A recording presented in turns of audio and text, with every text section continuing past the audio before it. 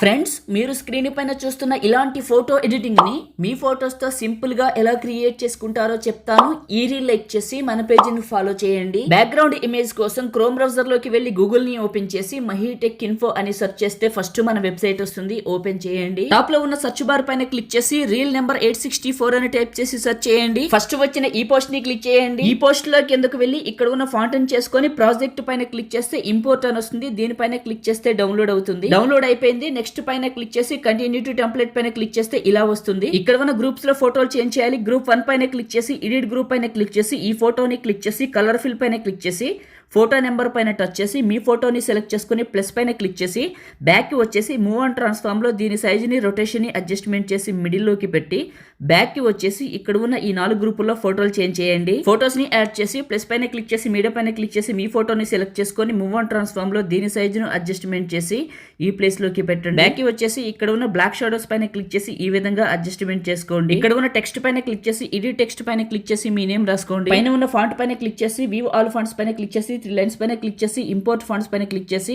Font ను select చేసుకుంటే ఇక్కడ లిస్ట్ లోకి వస్తుంది. ఆ ఫాంట్ పైన క్లిక్ చేస్తే స్టైల్ మారుతుంది. ఫాంట్ స్టైల్ చేంజ్ చేసిన తర్వాత టాప్ లో ఉన్న రైట్ మార్క్ పైన క్లిక్ చేసి ఇక్కడ ఉన్న కరెంట్ ఫ్రేమ్ పైన క్లిక్ చేసి ఎక్స్పోర్ట్ పైన క్లిక్ చేసి సేవ్ సింబల్ క్లిక్ చేస్తే మీ ఫోన్ లోకి సేవ్ అయిపోతుంది.